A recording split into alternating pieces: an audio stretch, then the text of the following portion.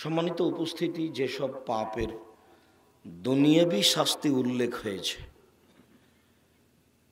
পরকালে জাহান্নাম হবে না জান্নাত হবে সেইটা পরে, তবে দুনিয়াতেই তার শাস্তি উল্লেখ হয়েছে। তার একটি পাপ হচ্ছে নেশাদার দ্রব্য পান করা।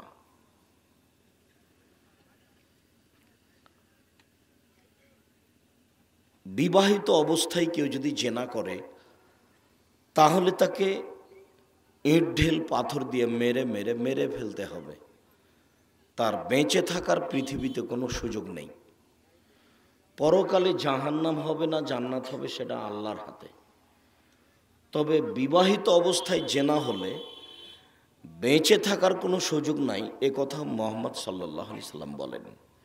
এটা হলো দুনিয়াবি শাস্তি।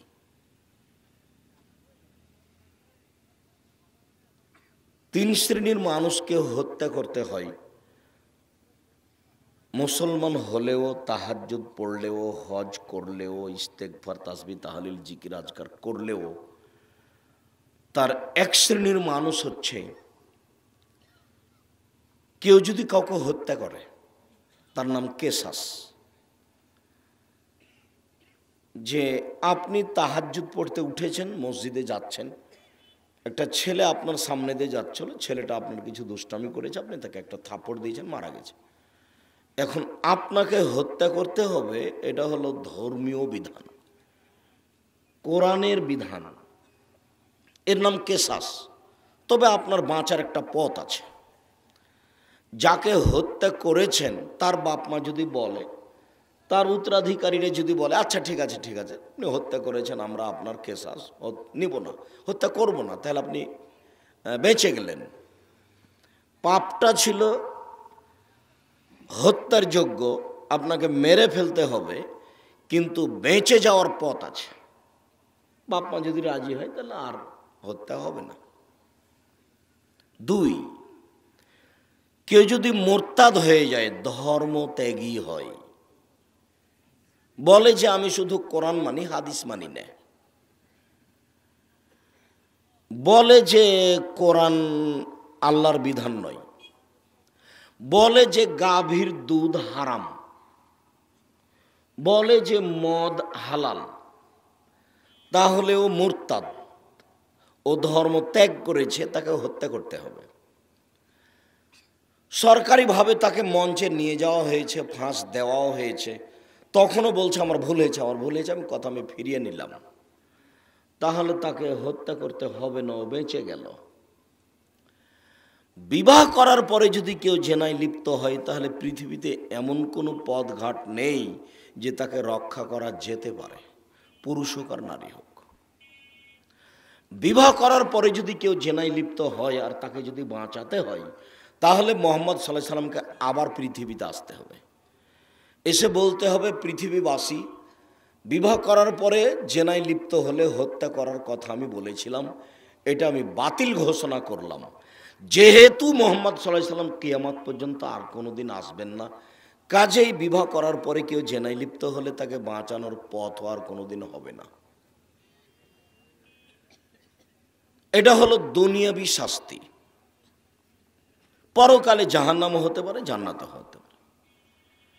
নেশাদার দ্রব্য এমন একটি কাজ কর্ম যে তার দুনিয়াবি শাস্তি রয়েছে, তাকে 40 লাঠি পিটাতে হবে। পরকালে জাহান্নামও হতে পারে, জান্নাতও হতে পারে। কেউ যদি কারো উপরে অপবাদ লাগায় যে চোর, অথচ চুরি করেনি, প্রমাণ না করতে পারলে যে বলেছে চোর, তাকে 80 লাঠি পিটাতে হবে। এটা হলো দুনিয়াবি শাস্তি। পরকালে তার জাহান্নামও হতে পারে, জান্নাতও হতে পারে।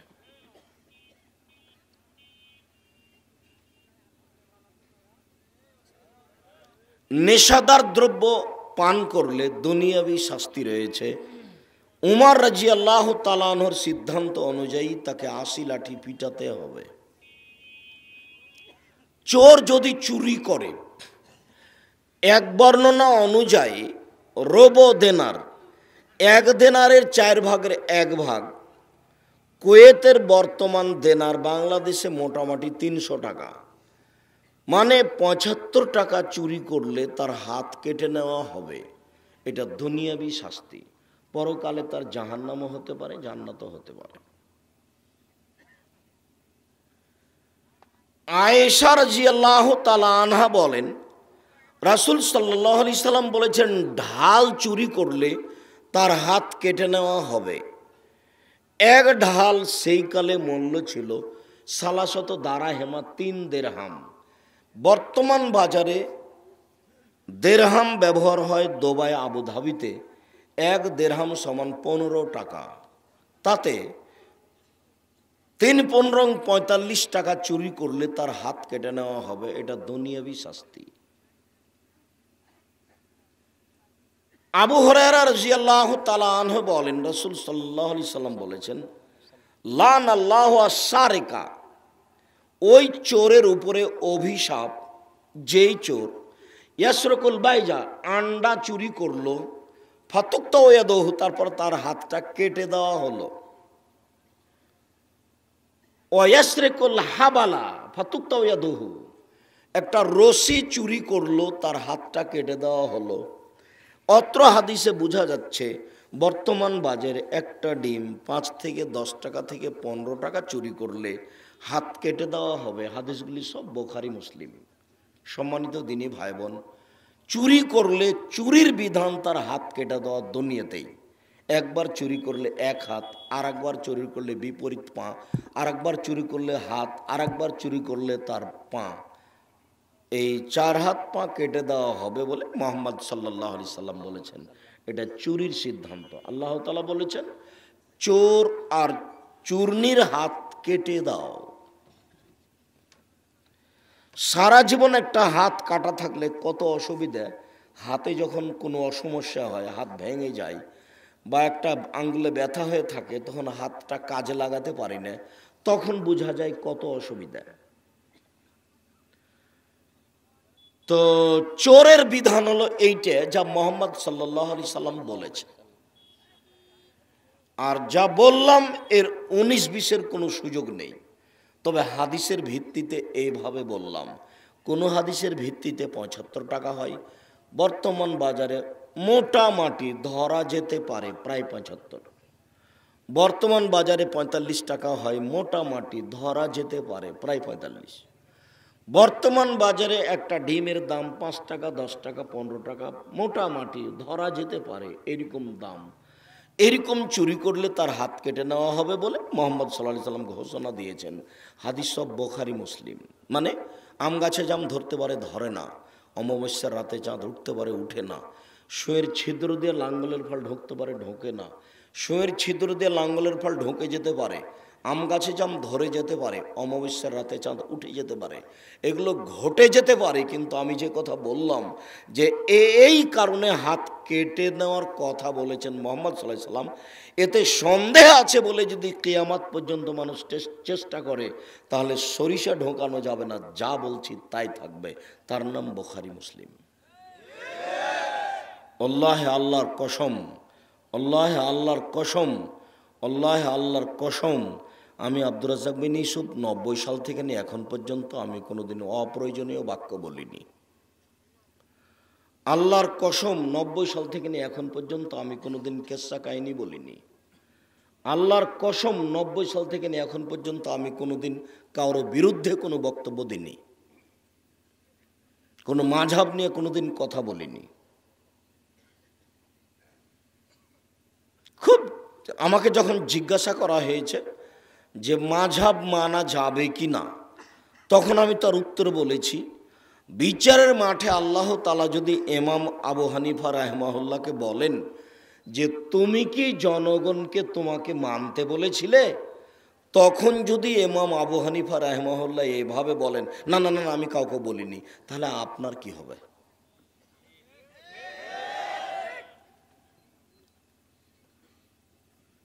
আজকের আলোচনা নেশাদার দ্রব্য, যাতে দুনিয়াবি শাস্তি রয়েছে। উল্লেখিত বিষয়ের উপরে কথা বলার পূর্বে, দীর্ঘদিন পূর্বে যে কথাগুলি বলতাম বক্তব্যের শুরুতে, এখন আবার কিছু তা বলা প্রয়োজন মনে করছি, যদিও আলহামদুলিল্লাহ এই 20-25 বছরের মধ্যে 30 বছরের মধ্যে সাধারণ জনগণ জেনে গেছে যে হাদিস জাল জয়ীফ আছে। আমি মনে হচ্ছে মাঠে এই আলোচনা প্রথম করি বলে আমার বিবেচনা কাজ করছে। সাথে সাথে বক্তব্যে সত্য মিথ্যা আছে এই কথা আমি বলতে চেয়েছি। আমি বলেছি শতকরা 95 জন বক্তা মিথ্যুক, তবে আমি বলিনি ইনি মিথ্যুক, এ কথা আমি বলিনি। আমি বলেছি শতকরা 98 জন মুফাসসির মিথ্যুক, তবে আমি বলিনি ইনি মিথ্যুক। আপনার যদি সাধ থাকে যে আমার মুফাসসিরের মিথ্যা বের করেন, তো তাহলে আপনি আপনার মুফাসসিরের কথা বলেন, তখন আমি আরম্ভ করব কত মিথ্যা আছে।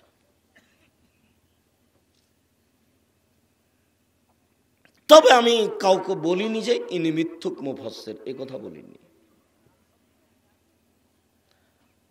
তো প্রারম্ভের আলোচনায় সম্মানিত দিনী ভাই বোন যারা যেখানে আছেন, আপনাদের কাজ কর্ম বন্ধ করুন দয়া করে।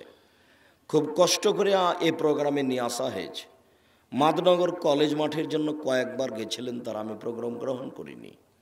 প্রোগ্রামেই কম যাচ্ছি, গোলাম আজমের অনেক শ্রম এখানে নিয়ে আসাতে।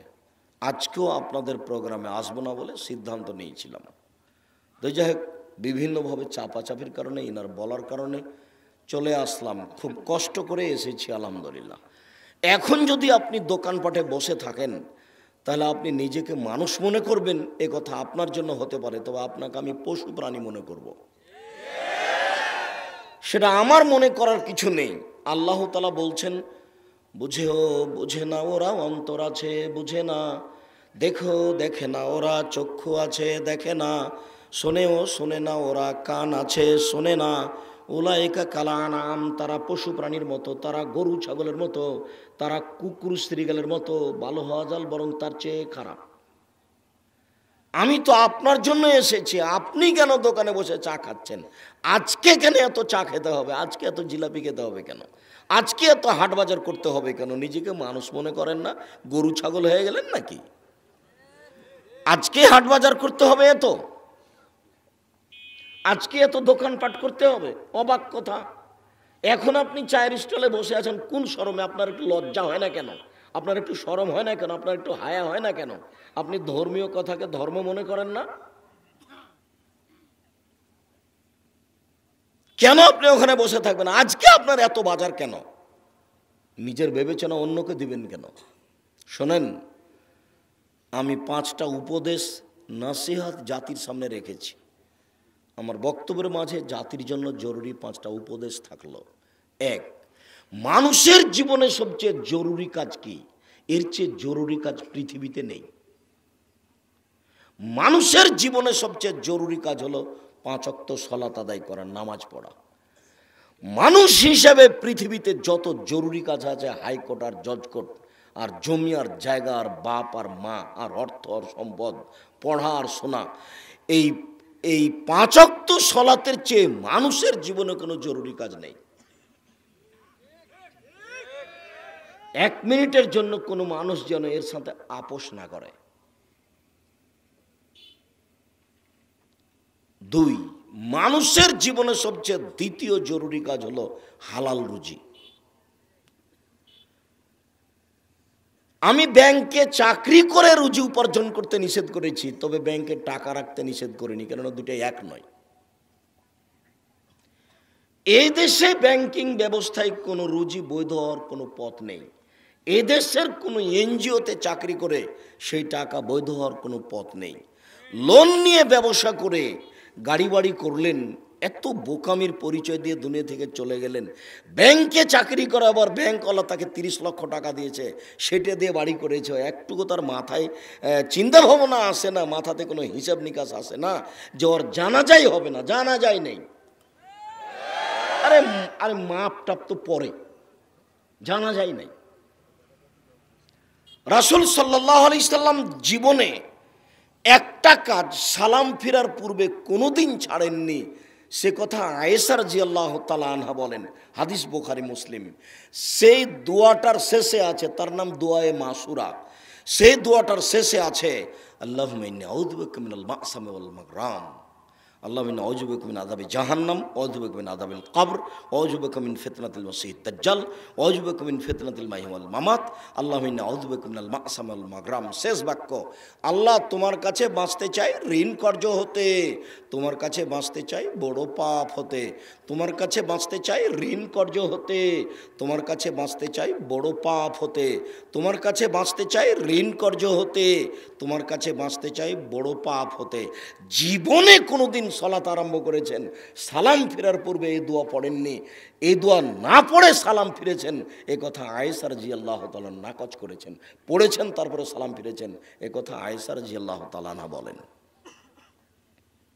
আর আপনি সে ব্যাংকে চাকরি করেন, সেই সুবাদে লোন নিয়ে আপনি বাড়ি করলেন, তার আপনার খুশির শেষ নাই। মাথা থেকে গোবর ঢোকে আছে, জবাব কি বউ দিবে, জবাব কি ছেলে মেয়ে দিবে, না কি কেউ দিবে না জবাব।